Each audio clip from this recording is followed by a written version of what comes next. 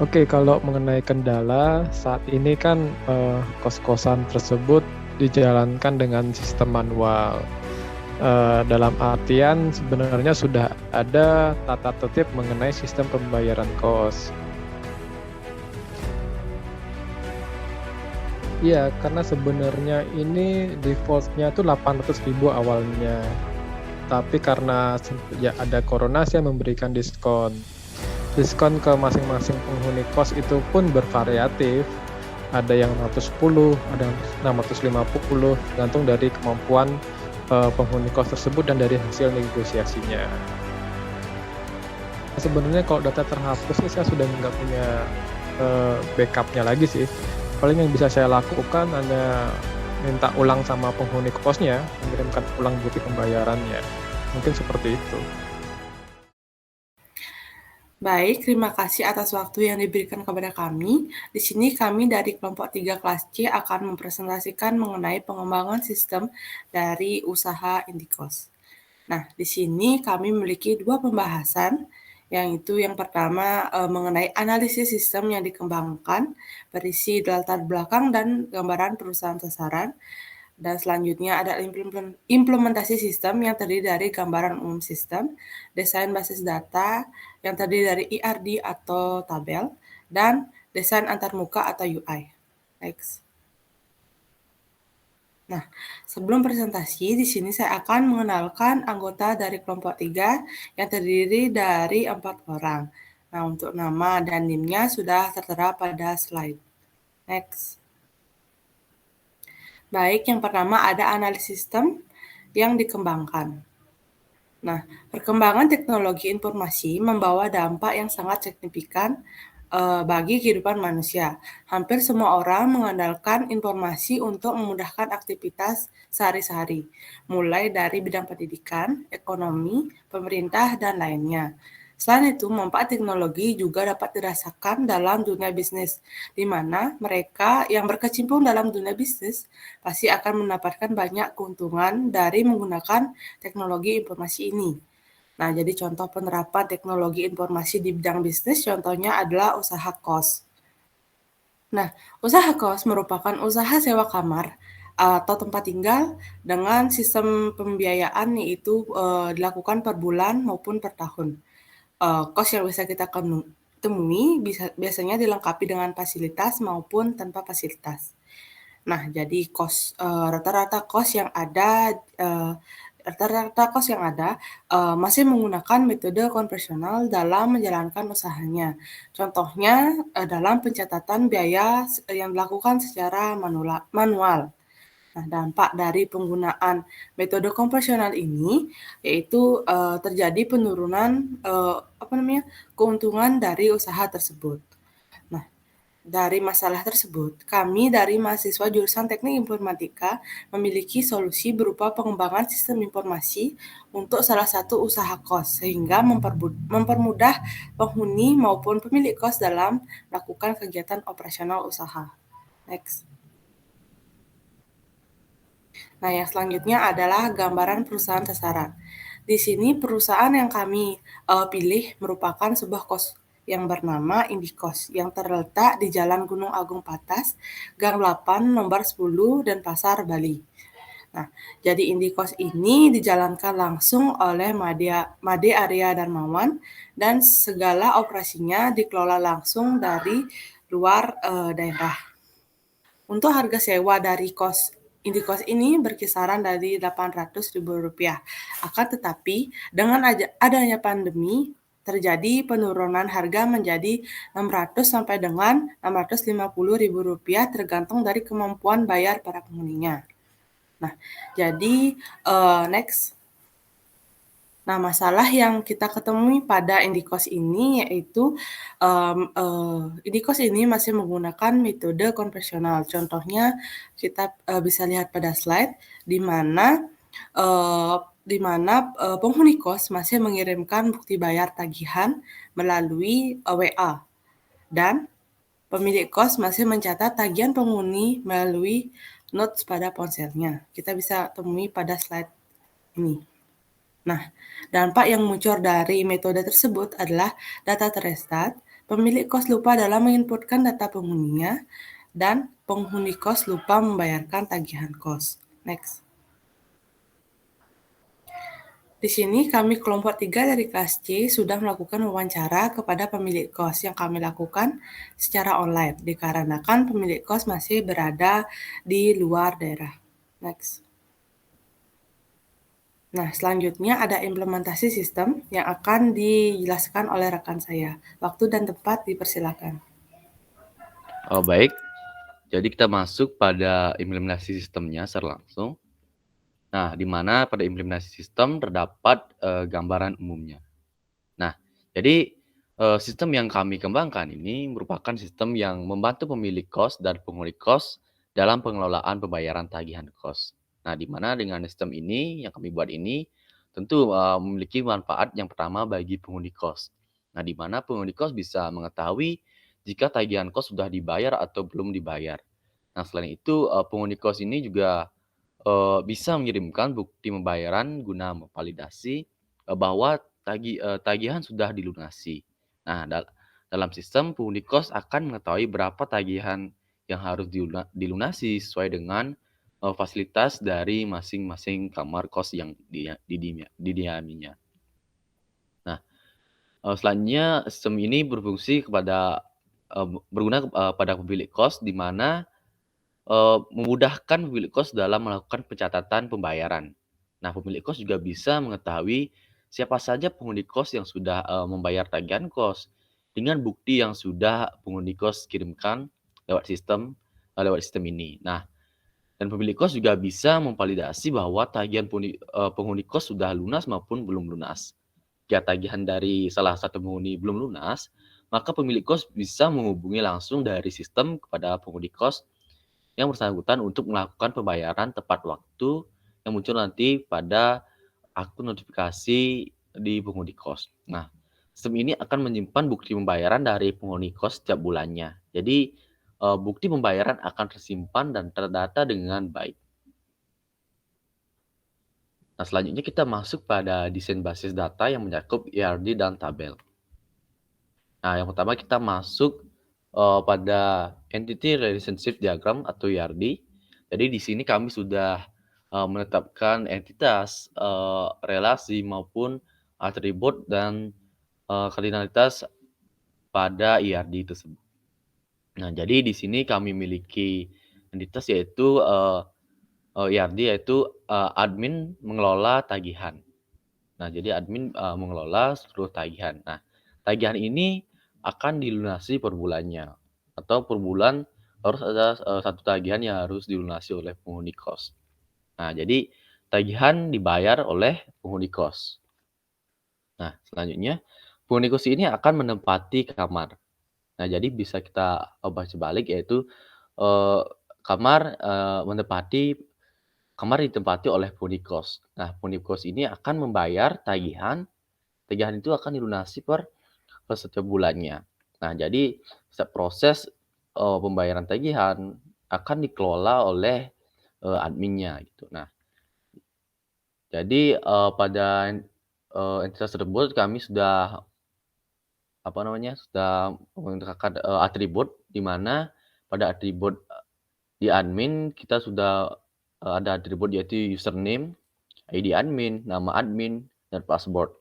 Nah, yang kedua ada di tagihan, di mana pada tagihan kami sudah mendapatkan atribut yaitu tahun tagihan, ID tagihan, status, dan tanggal bayar. Nah, selanjutnya di bulan, kami sudah mendapatkan atribut yaitu ada ID bulan dan bulan. Nah, selanjutnya ada di penghuni kos, atributnya adalah password, alamat, ID penghuni, nama, tanggal registrasi, level, dan nomor HP.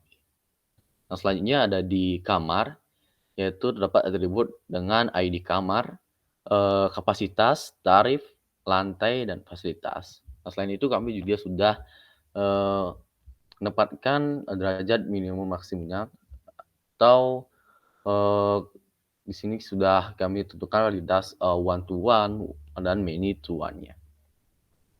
Oke, untuk itu kita masuk pada pembahasan selanjutnya mengenai tabel data yang dijelaskan oleh rekan saya. Yang menjelaskan dipersilakan.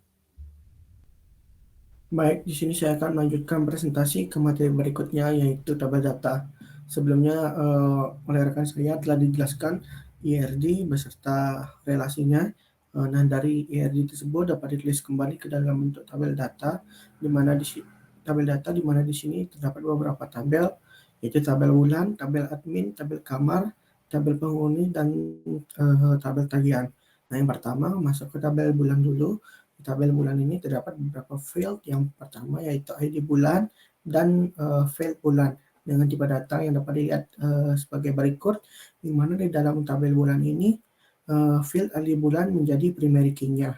Selanjutnya yaitu ada tabel admin. Di tabel admin ini terdapat field ID admin, nama admin, username, dan password, di mana di dalam tabel admin ini field ID admin menjadi primary key.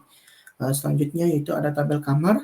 Di dalam tabel kamar ini terdapat beberapa field, yaitu ID kamar, lantai, kapasitas, fasilitas, dan tarif, di mana di tabel kamar ini yang menjadi primary key-nya adalah field ID kamar. Selanjutnya itu masuk ke tabel penghuni. Di tabel penghuni ini terdapat field ID penghuni, nama, alamat, nomor HP, tanggal registrasi, password, level, dan ID kamar.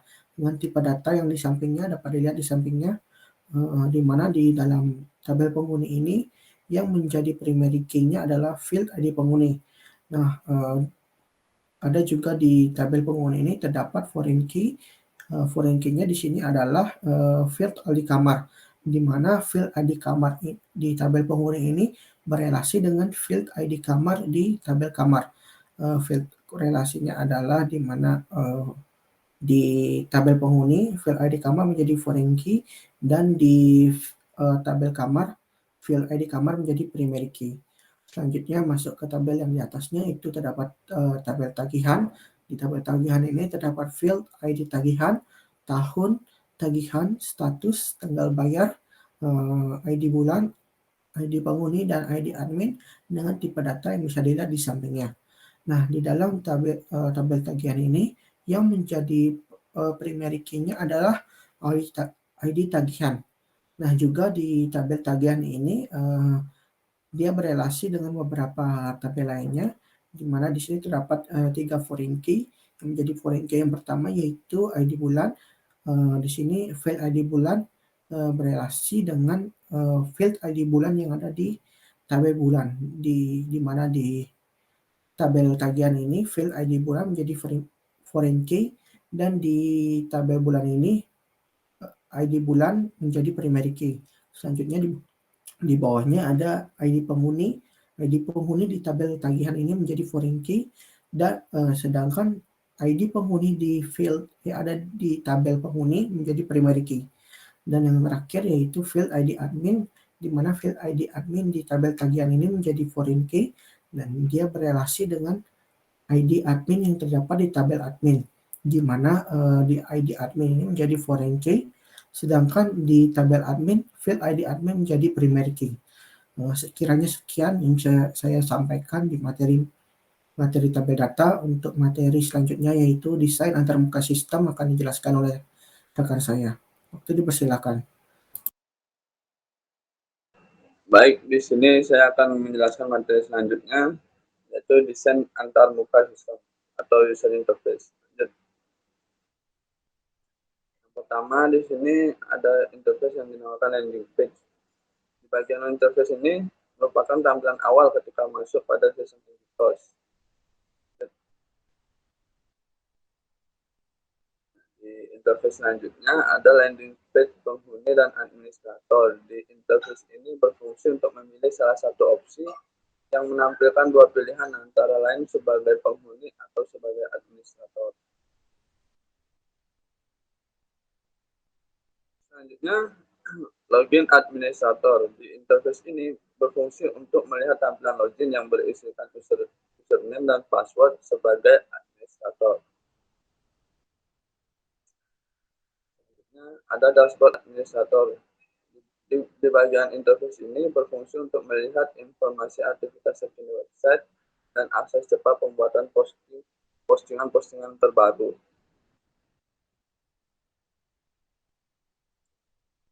Selanjutnya ada sidebar data kamar. Di interface ini berfungsi untuk melihat beberapa informasi data kamar yang ada di indikos, misal lantai 1 atau di lantai 2, dan fasilitas-fasilitas, ada tarif. Selanjutnya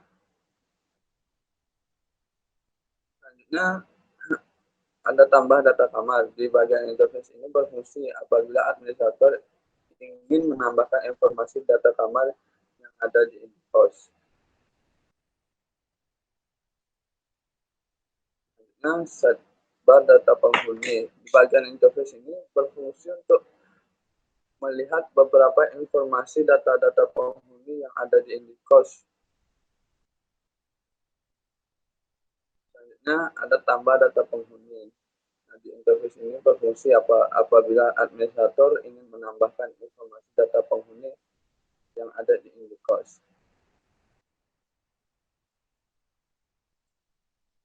Selanjutnya ada sidebar data tagihan. Di interface ini berfungsi untuk menampilkan dan menambahkan informasi data-data tagihan yang ada di indikos. Selanjutnya tambah data tagihan. Di bagian interface ini berfungsi untuk menambahkan informasi data tagihan yang ada di indikos. Selanjutnya pembayaran lunas. Interface ini berfungsi untuk menampilkan informasi-informasi tagihan pembayaran yang lunas di indikos di tiap bulannya. Selanjutnya yang terakhir pengguna sistem. Interface ini berfungsi untuk menampilkan informasi admin di indikos. Lanjut ke pengguna kos. Di interface ini menampilkan login yang berisikan ID penghuni dan password sebagai si penghuni kos. Setelah login, si penghuni kos akan dialihkan ke dashboard penghuni kos. Di interface ini berfungsi untuk melihat informasi yang berisikan pembayaran lunas dan belum lunas. Selanjutnya, di sidebar data tagihan, di interface ini berfungsi untuk melihat informasi yang berisikan suatu tagihan yang harus segera dibayar oleh si penghuni kos.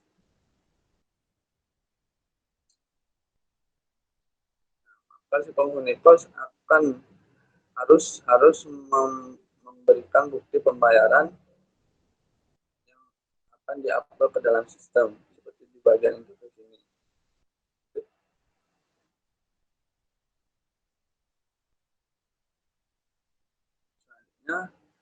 Maka di bagian interface ini menampilkan opsi bahwa bukti pembayaran telah diupload ke dalam sistem. Dan di bagian interface ini berfungsi untuk memberikan informasi kepada si penghuni indikos bahwa bukti pembayaran telah berhasil diupload ke dalam sistem. Dan terakhir di bagian interface ini ada sidebar pembayaran lunas yang berfungsi untuk memberikan informasi kepada si penghuni indikos berupa data pembayaran yang sudah lunas sebelumnya. Sekian presentasi dari saya. Terima kasih. Nah, sekian presentasi dari kami, kelompok 3 kelas C. Mohon maaf jika ada kesalahan dan penyampaian yang kurang jelas dari kami. Terima kasih.